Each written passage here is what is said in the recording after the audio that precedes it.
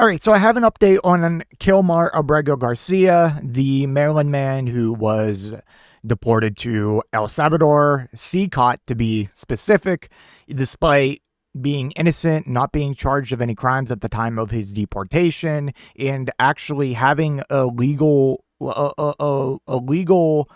work permit to live and work in Maryland. He was a construction worker. He was in a union as a part of that construction job, and he was specifically barred from being deported to El Salvador. Not only did they deport him to El Salvador, they sent him to a terrorism confinement center, like a literal concentration camp, in which in court filings show that Abrego Garcia alleges that he was tortured and beaten and sleep deprived.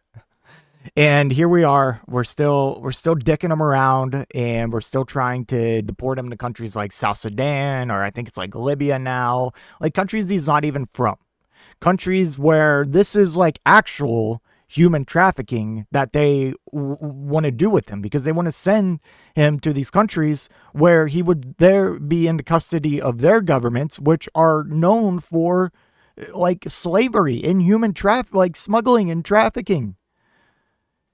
And like I always say this, for Republicans, every like accusation is a confession. And here we have it again. They're accusing him of being a human trafficker and a human smuggler when they're trying to do the same to him. They need to just leave this guy alone, all right? And say like, here's $15 million, $20 million. Here's a permanent green card. Sorry for violating a court order to deport you to El Salvador. Sorry for sending you to a terrorism confinement center. Sorry for deporting you when you had legal status. Like, sorry for calling you a terrorist. Okay, I digress. Let's watch this video. It's just a quick clip of some of the new evidence that they have dropped. So they had finally brought him back from CCOT, and they're like, shit, we have to charge him with something. So they charged him with human trafficking, human smuggling, whatever. And that all stemmed from a traffic stop in Tennessee, where he was traveling for his construction job. I have the full body cam footage. You can go look it up from my channel or just wherever. But basically, he was released with like either a ticket or a warning. And it was an off-the-cuff mention by one of the Tennessee highway patrolmen, where he's like, you know what we got here, right? And the other one's like, no, what is it? He's like, human trafficking. It's like, okay, dude. Okay. All right. Anyways, so they brought him back, and now they're like, we have to charge him with something. So they're trying to charge him with that. And it's just safe to say they have nothing. But now they apparently have something. So let's see. Federal prosecutors in Tennessee are unveiling evidence in the human smuggling case against Kilmar Abrego Garcia.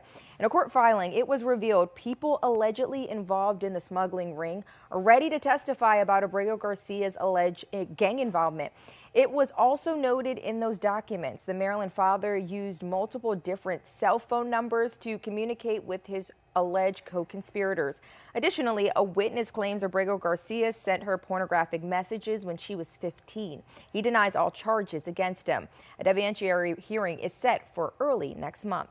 Okay, so I have a lot to say about this. One, yeah, okay. First, I just want to preface this by I hate what this government has turned into and the complete credibility that all of our institutions have lost. Not that they had like a ton of credibility in the first place, but there was like some there.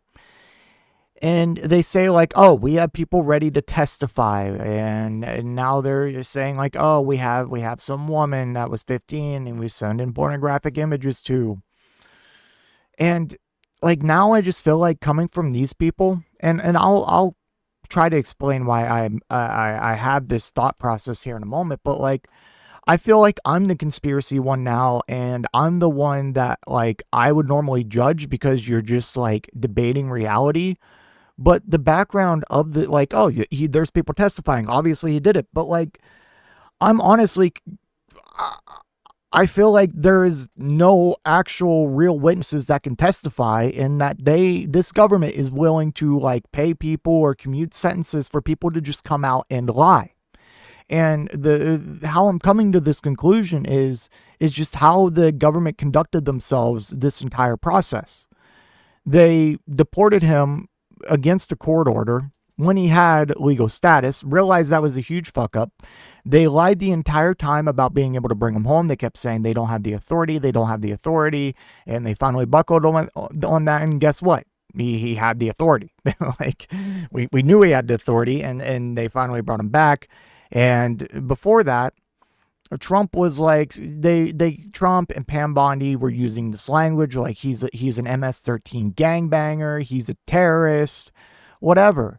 And they just kept saying it and not providing any evidence. And then like they would do these like drops of like evidence where it's like, look, we got him. And it's like, yeah, he was arrested outside of a Home Depot and kind of like almost like a roundup with apparently other criminals, and he was taken to the police station, but he was never charged nor investigated, and he was released and never charged or investigated. So it's like, okay, so they suspected, they didn't find anything, they let him go, and nothing ever happened.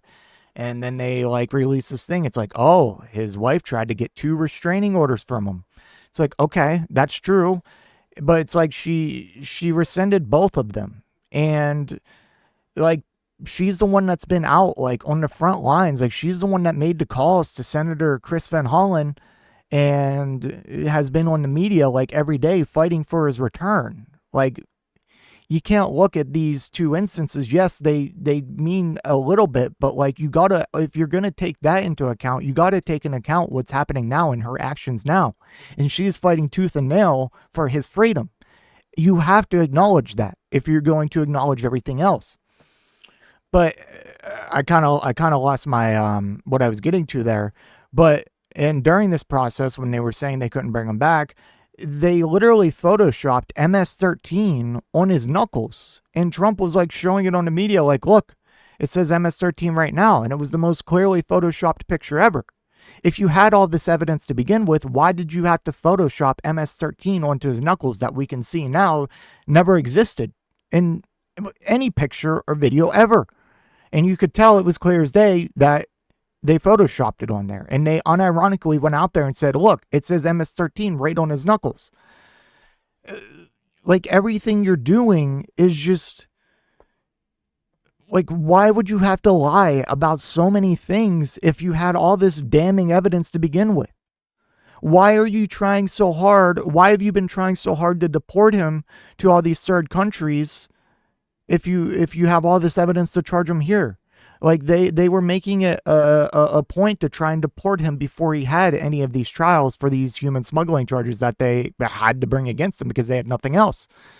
Because they know when that goes to trial, when this goes to court, assuming he doesn't get deported to Libya or some shit, it's a slam dunk win.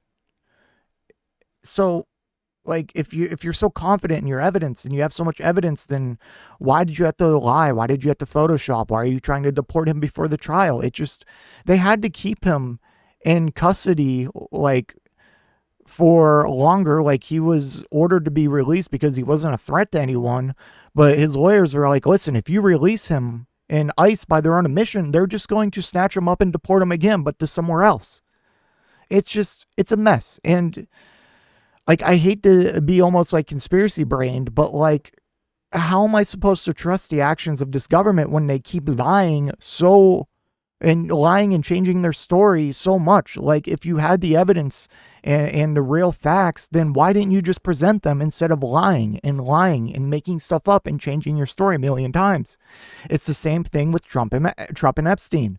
The files are on my desk. The files don't exist. It's a Democrat hoax. Oh, there are files, but there's nothing in them. Oh, there are files, but it's only Democrats. Or it's so exhausting, man. Like, I'm sorry, but like, I've lost pretty much all trust in our institutions, and I have to be honest. Like, I'm going to challenge what they're saying more than ever now, just because of like how transparently wrong and liars they have been. Anyways, I digress. Let me know what you think in the comment section down below, and I will see you in the next one. If you made it to this point in the video, I just want to give a special thank you. If you enjoyed it, please hit that like button down below. And if you really enjoyed it, maybe consider hitting that subscribe button while you're down there. I want to hear your thoughts in the comment section. I will try to reply to any and all comments that I can. Until next time, watch that video on screen.